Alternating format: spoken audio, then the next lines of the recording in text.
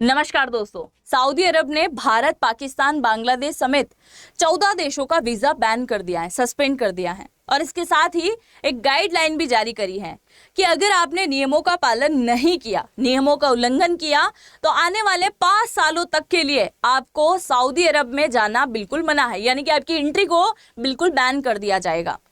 आप सभी को पता है कि 4 जून से हज की यात्राएं शुरू होना है और इसी बीच सऊदी अरब ने सारा स्टेटमेंट दे दिया और इसके चलते इस्लामिक लोगों के मन में कहीं ना कहीं असंतोष की भावनाएं तो पैदा हुई है।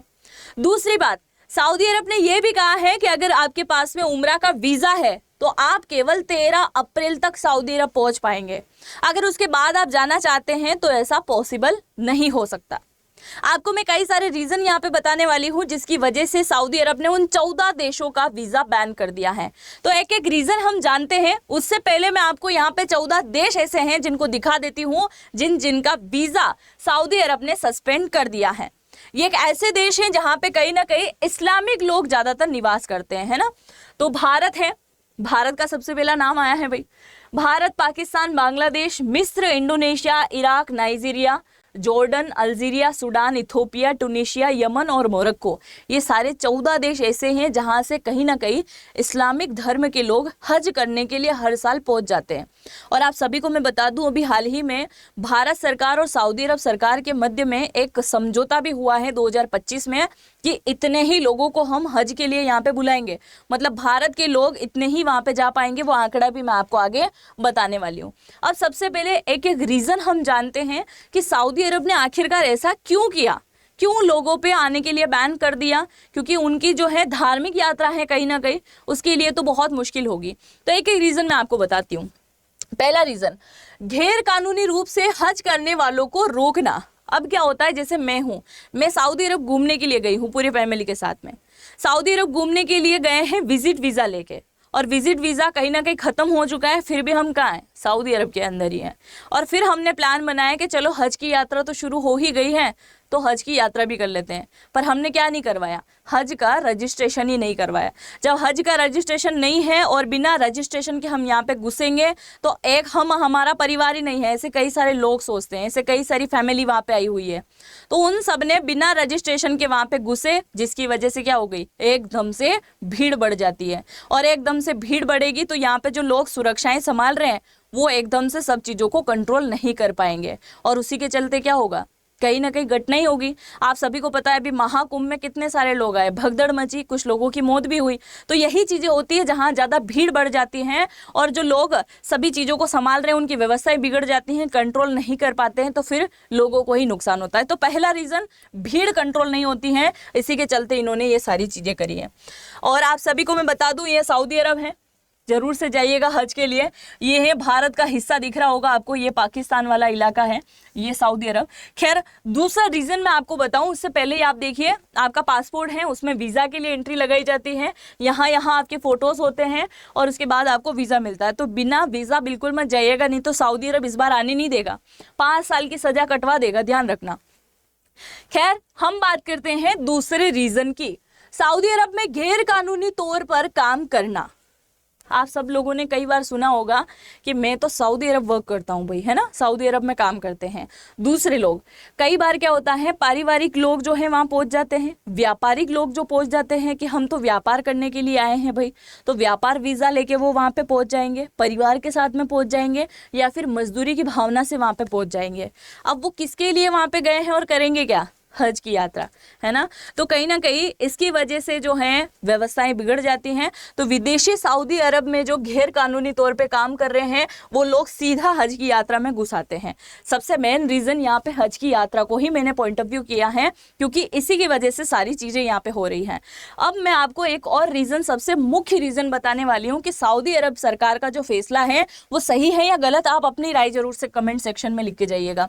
2024 का मैं आंकड़ा बता रही हूँ। 2024 में भीड़ बढ़ने की वजह से 1200 श्रद्धालुओं की मौत हो गई थी। कितना सोच के गए होंगे वो यात्रा करने के लिए, वापस लौट के ही नहीं आ पाए। 1200 लोगों की मौत हो गई। 2024 में हज यात्रा 14 जून से 29 जून के मध्य हुई, क्योंकि 4-5 दिन की यात्रा चलती है। इसी दौरान हुई थी। हज यात्रा में बहुत ज्यादा तीर्थ यात्रियों के आने से गर्मी का प्रभाव बढ़ गया। इसी के चलते कम से कम 1200 तीर्थ यात्रियों की वहीं पे मौत हो गई। उनमें से 98 लोग भारत के शामिल थे। देखो उनकी फैमिली के ऊपर क्या बीती होगी। कहीं ना कहीं सरकारें जो फैसला लेती हैं वो देश के हित के लिए ही होता है, लोगों की भलाई के लिए होता है। आप मेरे पीछे की साइड में यहाँ पे देख सकते हैं कितनी भीड़ अचानक से बढ़ जाती है। और अगर इस टाइप की भीड़ बढ़ेगी तो फिर क्या होगा, क्योंकि हर व्यक्ति को कहीं ना कहीं यहाँ तक पहुँचना है, और वो जब यहाँ तक पहुँचने के लिए भीड़ को कुचलेगा तो हो सकता है वो खुद कुचला जाए, है ना। तो आप जो है सावधान रहिए, सतर्क रहिए। अगर आपको देश परमिशन दे रहा है, आपका रजिस्ट्रेशन हो चुका है, तो ही अपने परिजनों को वहां पे यात्रा के लिए भेजिए, नहीं तो ऐसा कदम जो है हानिकारक हो सकता है। अब हम बात कर लेते हैं कुछ और आंकड़ों की। इंडोनेशिया का कोटा सबसे ज्यादा रहता है, क्योंकि इंडोनेशिया से ज्यादातर इस्लामिक लोग जो है वहां पे यात्रा करने के लिए जाते हैं। सबसे ज्यादा कोटा यानी कि सबसे ज्यादा लोग यहीं से जाते हैं। इसके बाद पाकिस्तान, भारत, बांग्लादेश, नाइजीरिया का नंबर आता है। ईरान, तुर्की, मिस्र, इथोपिया समेत कई ऐसे देश हैं जहां से ज्यादातर श्रद्धालु आते हैं, इसीलिए इन्हीं देशों को टारगेट किया गया है। 2025 में किए गए हज एग्रीमेंट पर भारत और सऊदी अरब ने दस्तखत किए हैं, और आप देख सकते हैं कि इस बार 2025 के अंदर केवल 1,75,025 जो है इस्लामिक लोग यानी कि मुसलमान जो व्यक्ति हैं उन्हीं को भेजा जाएगा। मतलब आप ये समझ सकते हैं कि इससे प्लस आंकड़ा इस बार जो है भारत सरकार नहीं भेजने वाली। और इसी के चलते अगर आप बेईमानी करके विजिट वीजा लेके चले गए, बिना रजिस्ट्रेशन के चले गए या ऐसा कुछ किया, तो उसके जिम्मेदार आप खुद होने वाले हो, है ना। तो ये यात्राएं कहीं महंगी ना पड़े। ये क्या लिखा हुआ है आप जरूर से कमेंट सेक्शन में लिख के जाइएगा, जो भी इस्लामिक व्यक्ति हैं। सऊदी बोला फैसला हज से जुड़ा है, राजनीतिक नहीं है। देखो दूसरी बात मैं आपको ये भी क्लियर कर दूं, बहुत सारे को माइंड में आया होगा कि जब वहाँ के सऊदी अरब के जो प्रिंस हैं मोहम्मद बिन सलमान, उनसे भारत सरकार मिलती है तो बहुत सारी चीज़ें अच्छी होती है, गले मिलते हैं, फिर इनको क्यों बैन कर दिया गया। तो वहाँ के जो प्रिंस हैं उन्होंने ये बात भी बोली है कि मैं ये जो फैसला ले रहा हूँ ये राजनीतिक फैसला नहीं है, ये धर्म से जुड़ा हुआ है, और मैं धर्म को कहीं ना कहीं सही तरीके से, सही डायरेक्शन में नियमित रूप से लेके चलने की सोच रखता हूँ, इसलिए मैंने सारी बातों का फैसला लिया है। ना कि कोई एक राजनीतिक मुद्दा है, ये एक धर्म से जुड़ा हुआ मुद्दा है, क्योंकि हर व्यक्ति का अपना अपना वो एक नजरिया होता है कि हम ये सारी चीजें करें, है ना। इसके अलावा हर साल बिना वीजा सऊदी अरब पहुंच जाते हैं श्रद्धालु, क्योंकि हर किसी के माइंड में होता है यार कि मेरा धर्म है, मेरे धर्म से रिलेटेड मैं ये सारी चीजें करूं, ये यात्राएं करूं, तो हर व्यक्ति सोचता है। अच्छा, हज कहाँ से शुरुआत हुई उसके बारे में भी थोड़ी सी हम यहाँ पे बातचीत कर लेते हैं। इस्लाम में टोटल 5 फर्ज होते हैं, और उन 5 फर्जों में से एक होता है हज। इस्लाम धर्म के 5 फर्जों में से एक फर्ज क्या है, आपका हज होता है। हज जो है उसकी शुरुआत 628 साल पहले, मतलब साल 628 में, क्योंकि 610 में मोहम्मद पैगंबर साहब ने इन क्षेत्र की शुरुआत करी थी। मोहम्मद पैगंबर साहब जो हैं उनके साथ उनके 1400 शिष्यों के साथ एक यात्रा शुरू की गई थी, है ना।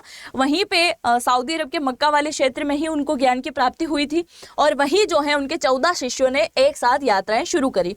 ये इस्लाम की पहली तीर्थ यात्रा, और इसी यात्रा में पैगंबर इब्राहिम की धार्मिक परंपराओं को फिर से स्थापित किया गया था। देखो हज की यात्रा कब तक कंप्लीट नहीं मानी जाती है वो भी देखिए। इसी को हज कहा जाता है। हज यात्री पहले सऊदी अरब में जिहाज शहर में पहुंचता है, वहां से बस के जरिए मक्का शहर तक जाता है। 5 दिन तक ये कार्यक्रम चलता है हज का, और ईद उल अजहा या फिर बकरी ईद के साथ में ये पूरा हो जाता है ना। तो ऐसे आपकी हज कंप्लीट नहीं होगी, ये पूरा नियम का पालन आपको करना पड़ेगा जो मोहम्मद पैगंबर साहब यहाँ पे बोल के गए हैं। तो आपको सऊदी अरब का फैसला सही लगा है या गलत लगा है, आप हज के बारे में क्या जानते हैं, और आप कब जो है या आपकी फैमिली को कब जो है हज के लिए लेके जाना चाहते हैं, जो भी आप सोचते हैं, और जो एक शब्द मैंने बताया था कि इसको आप क्या बोलते हो, उसको जरूर से कमेंट सेक्शन में लिखे जाइएगा। मिलते हैं नेक्स्ट वीडियो में। चैनल पे पहली बार आए हैं तो चैनल को सब्सक्राइब करना बिल्कुल भी मत भूलिएगा, और ये वीडियो अपने सभी साथियों के साथ में भेज दीजिए जिनकी फैमिली आने वाले टाइम में हज के लिए जाना चाहती है। बहुत बहुत धन्यवाद वीडियो को पूरा देखने के लिए। मिलते हैं नेक्स्ट वीडियो में, तब तक के लिए जय हिंद, जय भारत।